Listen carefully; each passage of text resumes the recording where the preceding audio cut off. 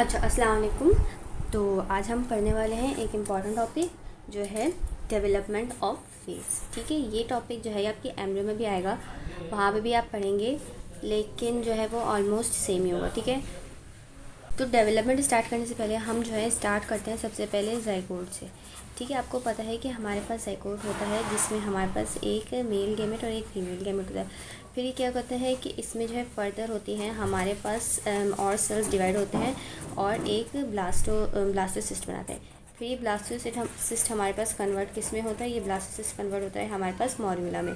ठीक है, फिर मॉर्यूला के बाद जो है वो हमारे पास 3 जर्म लेयर फॉर्म्ड होती हैं। ठीक है, जब हमारे पास 3 जर्म लेयर कौन से वीक में फॉर्म होती है, हमारे पास फॉर्म होती है 3 वीक में।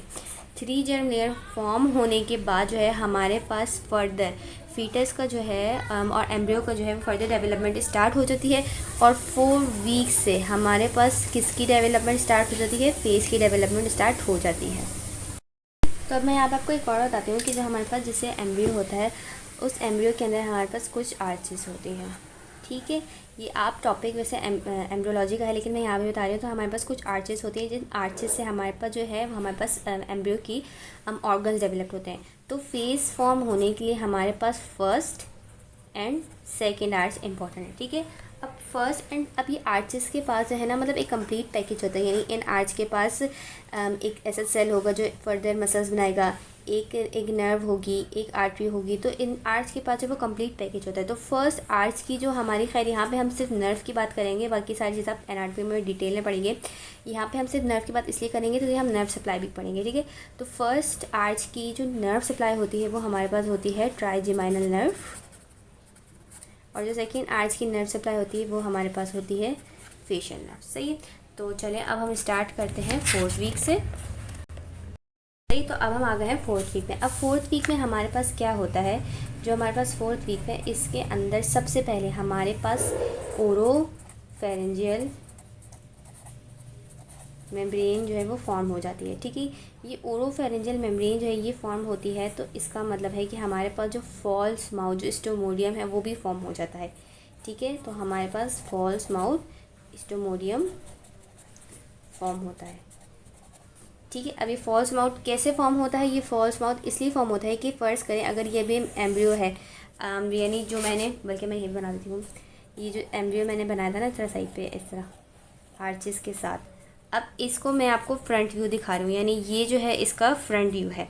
ठीक है, तो यहाँ पे क्या होता है, यहाँ पे सेल्स की हमारे पास क्या स्टार्ट हो जाती है, प्रोलिफरेशन और माइग्रेशन। यानी सेल्स हमारे पास थिक होंगे, प्रोलिफरेट होंगे, माइग्रेट होंगे और अपनी अपनी जगहों पे जा रहे होंगे। इस प्रोलिफरेशन और माइग्रेशन की वजह से हमारे पास जो है यहाँ पर 5 स्वेलिंग्स बन जाती हैं। ठीक है, एक स्वेलिंग्स हमारे पास यहाँ बन जाएगी, 2 स्वेलिंग्स हमारे पास यहाँ बन जाएगी और 2 स्वेलिंग्स हमारे पास यहाँ बन जाएगी। ठीक है, तो ये सारा जो काम हो रहा है ये किससे हो रहा है, ये हमारे पास फर्स्ट फेरेंजियल आर्च से हो रहा है। ये फ्रंट व्यू दिखा रही हूँ, तो ये सारा काम हमारे पास फर्स्ट फेरेंजियल आर्च से हो रहा है। तो ये हमारे पास 5 स्वेलिंग्स बन गई। अब इन 5 स्वेलिंग्स के जैसे आप देख रहे हैं कि बीच में एक कैविटी बनी है, उस कैविटी को हम क्या कह रहे हैं, स्टोमोडियम। और उस स्टोमोडियम की मेम्ब्रेन को हम क्या कह रहे हैं, ओरोफेरेंजियल मेम्ब्रेन। ठीक है, अब जब ये ओरोफेरेंजियल मेम्ब्रेन बनती है, तो अगर आप यहाँ से अज्यूम करें कि यहाँ पे माउथ होगा और नीचे क्या होगा, हमारे पास फेरिंग्स, नेक वगैरह वो सब चीज़ें बनी होंगी। ठीक है, तो स्टार्टिंग में क्या होता है कि जो ओरोफेरेंजियल मेम्ब्रेन है ना, ये हमारे पास यहाँ माउथ को और फेरिंग्स के बीच में एक पार्टीशन रखती है। यानी अगर ये माउथ फॉर्म हो रहा है, ये फेरिंग्स हो रहा है, तो यहाँ पे ये ओरोफेरेंजियल मेम्ब्रेन जो है वो इस तरह सेपरेशन रखेगी माउथ के और फेरिंग्स के दरमियान। फिर फर्दर जब डेवलपमेंट होती रहेगी तो यहाँ से ही ओरोफेरेंजियल मेम्ब्रेन जो है वो खुद डिसअपियर हो जाएगी और माउथ और फेरिंग्स के दरमियान जो है वो एक कंटिन्यूटी फॉर्म होगी। ठीक है, तो अब इन प्लेकोर्ड्स की बात कर लेते हैं। इनको प्लेकोर्ड्स भी कहते हैं, हम स्वेलिंग्स भी कहते हैं। तो ये जो हमारे पास देखिए, ये दो जो है हमारे पास पेयर में, ये एक अनपेयर्ड है, तो इस अनपेयर्ड वाले को हम क्या बोलेंगे, फ्रंटोनेजल। ये 2 हमारे पास मैक्सिलरी हैं और ये 2 हमारे पास क्या हैं, मैंडिबुलर हैं। ठीक है, तो 4th वीक में जो है हमारे पास वो ये काम होता है। अब होता क्या है कि आपको मैंने बताया है कि ये हमारे पास होता है माउथ और ये हमारे पास होता है फेरिंग्स।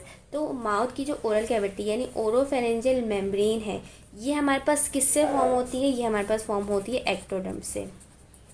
ठीक है, यानी माउथ की लाइनिंग किससे फॉर्म होगी, हमारे पास एक्टोडर्म से। और ये हमारे पास फेरिंग्स है, ये हमारे पास इसकी लाइनिंग फॉर्म होती है एंडोडर्म से, ये हमारे पास जर्म लेयर्स है ना। अब यहाँ पे मैं आपको एक बात बता रही हूँ जो आपकी बर्गोमेट्स में लिखी हुई है, वो ये है कि आप देख रहे हैं कि यहाँ से माउथ फॉर्म होता है और यहाँ से फेरिंग्स फॉर्म हो रहा है, तो ये दोनों आके एक पॉइंट पे मीट कर रहे हैं यहाँ पे, ठीक है। जैसे ये माउथ फॉर्म हो रहा है और ये फेरिंग्स फॉर्म हो रहा है, तो यही दोनों आके इस पॉइंट पे क्या कर रहे हैं, मीट कर रहे हैं। तो यानी यहाँ से एक्टोडर्म और यहाँ से एंडोडर्म जो है वो मीट कर रही है। तो ये कहा जाता है कि जहाँ पर ये दोनों दो डिफरेंट जर्म लेयर्स आके मिलती हैं, यहाँ पे हमारे पास किसकी फॉर्मेशन होती है, यहाँ पे हमारे पास थर्ड मोलर फॉर्म होता है और उसकी इरप्शन होती है। यानी कि जो जगह बनती है हमारे पास फ्यूचर थर्ड मोलर की बनेगी, ठीक है, ऐसा कहा जाता है। ये आपकी बात लाइन लिखी हुई है। अच्छा, वापस आ जाते हैं हम प्लेकोड्स में। अब क्या होगा कि 4th वीक में हमारे पास ये 5 प्लेकोड्स बन गए। अब आ जाता है एम्ब्रियो 5th वीक में। 5th वीक में हमारे पास क्या होता है कि यहीं पर इन्हीं सेल्स की पॉलिफरेशन, थिकनिंग और होती रहती है।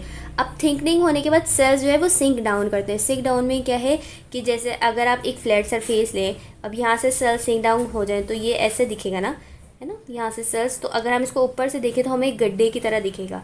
तो यहाँ पे जो है हमारे पास फ्रंटोनेजल प्रोसेस के जो कुछ सेल्स हैं ये हमारे पास जो है वो सिंक डाउन हो जाते हैं, और सिंक डाउन होने के बाद जो है ये यहाँ पे 2 ऑप्टिक प्लेकोड्स बना देते हैं और यहाँ पे 2 नेज़ल प्लेकोड्स बना देते हैं, ठीक है। 2 ऑप्टिक प्लेकोड्स और 2 नेज़ल प्लेकोड्स। और हमें पता है कि ऑप्टिक प्लेकोड्स जो फ्यूचर में जाके हमारे पास आई बनाएगी और नेज़ल प्लेकोड्स हमारे पास फ्यूचर में जाके क्या बनाएगी, नोज़ बनाएगी। तो यहाँ पर इनकी सिंक डाउन हो गई। अब सिंक डाउन होने के बाद ये जो नेज़ल प्लेकोड्स है उसमें क्या होता है कि हमारे पास ब्लाइंड एंडेड नेज़ल पिट्स बनती हैं। ब्लाइंड एंडेड नेज़ल पिट्स का मतलब क्या है? अच्छा, ब्लाइंड एंडेड नेज़ल पिट्स से क्या मतलब है कि जो नॉस्ट्रल्स होते हैं वो क्लोज होंगे, यानी नॉस्ट्रल्स जो होंगे लेकिन वो क्लोज होंगे। अगर आप अभी अपने नॉस्ट्रल्स को देखें तो उनकी कैविटी ओपन है, लेकिन यहाँ पे जो नॉस्ट्रल्स होंगे वो क्लोज होते हैं, ठीक है, यानी उनको कवर किया हुआ होता है आगे से स्किन ने, तो इसलिए हम इनको ब्लाइंड एंडेड नेज़ल पिट्स कहते हैं। सही है। तो ये हमारे पास सारा काम क्या होता है 5th वीक के अंदर। 5th वीक में हमारे पास एक और काम होता है कि वो ये होता है कि जो फ्रंटोनेजल प्रोसेस है, क्योंकि ज़्यादातर काम हमारे पास फ्रंटोनेजल प्रोसेस में हो रहा है, तो फ्रंटोनेजल प्रोसेस है जब वहाँ पे इतनी थिकनिंग होती है तो ये फ्रंटोनेजल प्रोसेस जो है ये 2 प्रोसेसेस में डिवाइड हो जाता है। 2 प्रोसेसेस में, किन 2 प्रोसेस में हमारे पास डिवाइड हो जाता है? एक हमारे पास बना देता है लेटरल प्रोसेस और एक हमारे पास बना देता है मीडियल प्रोसेस। यहाँ पे आपको समझ आएगा, मैं यहाँ पे बता देती हूँ। मतलब देखें, अगर ये हमारे पास पहले था फ्रंटोनेजल प्रोसेस, ठीक है, तो अब ये हो गया हमारे पास एक लेटरल प्रोसेस और ये हो गया हमारे पास मीडियल प्रोसेस, ठीक है, यानी ये 2 साइड पे और ये है हमारे पास मीडियल, यानी ये फ्रंटोनेजल प्रोसेस इस तरह एक मीडियल और 2 लेटरल में डिवाइड हो गया, ठीक है। और यहाँ पे हमारे पास थे मैक्सिलरी और यहाँ पे थे हमारे पास मैंडिबुलर, ठीक है। नेज़ल प्लेकोड्स हमारे पास मीडियल में होती हैं और ऑप्टिक प्लेकोड्स हमारे पास फ्रंटोनेजल में ही होती हैं, ठीक है। तो अब हम आ जाते हैं अपने 6th वीक के अंदर। 6th वीक में हमारे पास क्या होता है? 6th वीक में बेसिकली हमारे पास फ्यूजन होती है किसकी? ये 2 मैंडिबल्स जो है ये हमारे पास फ्यूज़ होते हैं। तो जब फ्यूज़ होंगे तो ऑफ कोर्स हमें पता है कि ये हमारे पास क्या बनाएंगे, ये हमारे पास लोअर जॉ बनाएंगे, ठीक है। तो यानी यहाँ से हमें समझ आ गई कि यहाँ से हमारे पास किसकी डेवलपमेंट स्टार्ट हो गई, यहाँ से हमारे पास हो गई लोअर जॉ की डेवलपमेंट स्टार्ट हो गई। फिर क्या होता है कि ये मीडियल और ये 2 मैक्सिलरी, हमारे पास मीडियल फ्रंटोनेजल प्रोसेस और ये 2 मैक्सिलरी प्रोसेस, ये यहाँ पे मिलके हमारे पास एक सेगमेंट बनाते हैं। इस सेगमेंट को हम क्या कहते हैं? इंटर मैक्सिलरी सेगमेंट, ठीक है, इंटर मैक्सिलरी सेगमेंट। और इस इंटर मैक्सिलरी सेगमेंट में, अच्छा, इंटर मैक्सिलरी सेगमेंट में ये समझा जाता है कि यहाँ पे जो है हमारे पास इंसाइजर्स होते हैं, ठीक है, 4 इंसाइजर। और इसके इम्पोर्टेंस इसे रहेगी कि इस इंटर मैक्सिलरी सेगमेंट से ये हमारे पास प्राइमरी पैलेट फॉर्म होता है। ये जब मैं आपको डेवलपमेंट ऑफ पैलेट पढ़ाऊँगी तब मैं आपको और बता दूँगी, सही है। फिर क्या होता है कि ये जो है हमारे पास मीडियल और मैक्सिलरी मिलके हमारे पास इंटर मैक्सिलरी सेगमेंट बनाया है। अब आप यहाँ पे देखें कि यहाँ पे लेटरल और मैक्सिलरी भी फ्यूज़ कर रहे हैं। तो जब लेटरल और मैक्सिलरी हमारे पास फ्यूज़ करते हैं ना, तो ये हमारे पास एक डक्ट बना लेते हैं। इस डक्ट को हम क्या कहते हैं? इस डक्ट को हम कहते हैं नेज़ो लैक्रिमल डक्ट, ठीक है। फिर इस नेज़ो लैक्रिमल डक्ट के अंदर कैनालाइजेशन हो गया, नहीं अभी तो सेल्स भरे हुए हैं ना, फिर आहिस्ता आहिस्ता एपोप्टोसिस के जरिए सेल डिस्ट्रॉय होंगे और एक कैनाल फॉर्म कर लेगा और फिर ये फ्यूचर में जाकर हमारे पास क्या बनाएगा? लैक्रिमल डक्ट बनाएगा। यानी टीयर्स के लिए, क्योंकि यहाँ पे हमारे पास ऑप्टिक प्लेकोड्स है तो यहाँ पे हमारे पास लैक्रिमल डक्ट फॉर्म हो जाएगी।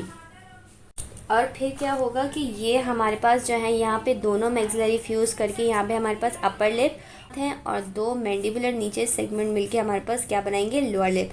तो अब यहाँ पे देख रहे हैं कि यहाँ पे आपको एक डेवलप फेस थोड़ा सा नज़र आ रहा है।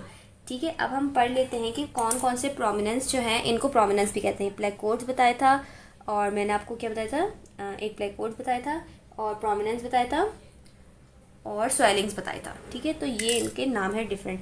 तो अब हम देख लेते हैं कि हमारे पास जो है फ्रंटोनेजल प्रोसेस क्या क्या बनाता है, जो हमारे पास मीडियल और लेटरल में डिवाइड हो जाता है। ठीक है, मीडियल जो है आपको दिख रहा है कि वहाँ पे क्या है, हमारे पास आइस का पार्ट, सॉरी नोज़ का पार्ट है। तो ऑफ कोर्स ये हमारे पास नोज़ की चीज़ बनाएगा, यानी नोज़ के पार्ट्स बनाएगा। तो ये हमारे पास क्या बनाता है, टिप ऑफ नोज़ और फिल्ट्रम ऑफ अपर लिप। ठीक है, यानी यहाँ पे जहाँ पे इंटर मैक्सिलरी फॉर्म बनाया हुआ है ना, फिल्ट्रम यहाँ पे होता है ना। फिल्ट्रम आपको पता है ना कि अगर ये हमारे पास लिप्स हैं तो इसके ऊपर यहाँ पे जो लाइंस आ रही होती है उसको हम फिल्ट्रम कहते हैं। ठीक है, फिल्ट्रम ऑफ लिप्स बनाता है और क्रेस्ट और टिप ऑफ नोज़ बनाता है। और लेटरल जो है वो हमारे पास एला ऑफ नोज़ बनाते हैं, यानी ये साइड के जो हमारे नोज़ के एला होते हैं ना, यानी अगर ये मैं नोज़ बनाऊँ, बहुत फ़नी सी नोज़ है सॉरी, तो ये जो इसके साइड वाले एला होते हैं ना, ये हमारे पास नोज़ के एला होते हैं। ठीक है, और फ्रंटोनेजल प्रोसेस से हमारे पास सारा बनता है, फॉरहेड बनता है और ब्रिज ऑफ नोज़ बनता है। बाकी सारे ऊपर की चीज़ें जो हमारा माथा और ये साइड वाली चीज़ होती है सब उससे बनती है। ठीक है, और मैक्सिलरी से हमारे पास क्या बनता है, मैक्सिलरी से हमारे पास अपर लिप बनता है, अपर लिप बनता है। ठीक है, और चीक्स बनती है, साइड में है ना तो चीक्स फॉर्म करेगा। और मैंडिबल से तो मैंने आपको बता दिया था कि हमारे पास सिर्फ लोअर जॉ और लोअर लिप फॉर्म होता है। ठीक है, तो ये है हमारे पास डेवलपमेंट ऑफ फेस। बहुत आसान है, उम्मीद है आपको याद हो गया होगा। इसके नोट्स भी मैंने अपने इंस्टा के पेज पर डाल दिए, जिसकी लिंक मैंने डिस्क्रिप्शन पे दे दिया, वहाँ से जाकर देख सकते हैं। ठीक है, मिलते हैं आपसे नेक्स्ट वीडियो में, तब तक के लिए अल्लाह हाफिज़।